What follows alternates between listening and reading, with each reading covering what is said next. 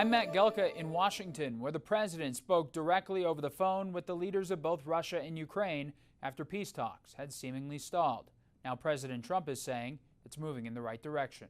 A series of high-stakes phone calls between President Donald Trump and the leaders of both Ukraine and Russia. Trump spoke with Ukrainian President Volodymyr Zelensky and Russian President Vladimir Putin individually over the phone Monday. Trump has referred to the war as a bloodbath and called for it to end. We just spent 2.5 hours talking to Vladimir Putin, and I think some progress has been made. It's a terrible situation. On Truth Social, Trump said the 2-hour call with Putin went very well, stating that Russia and Ukraine would immediately start negotiations on a ceasefire and an end to the war. He also said Russia wants to engage in large-scale trade with the U.S. and that the Vatican is interested in hosting the peace talks.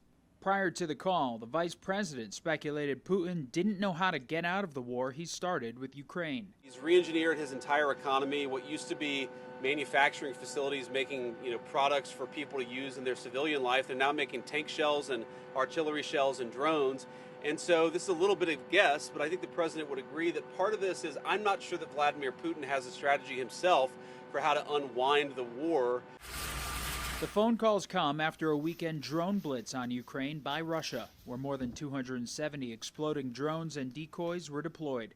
The vice president met with Zelensky in Rome over the weekend to talk peace negotiations and a potential ceasefire, and also bury the hatchet from a contentious Oval Office exchange in February. Have you said thank you once this entire meeting? No, in this entire meeting, have you said thank you? Putin no-showed face-to-face peace negotiations in Turkey last week, with the White House saying President Trump has grown increasingly frustrated with how talks have gone. The president had previously put the prospect of tough economic sanctions for Russia back on the table, saying it's an option he hopes he doesn't have to use.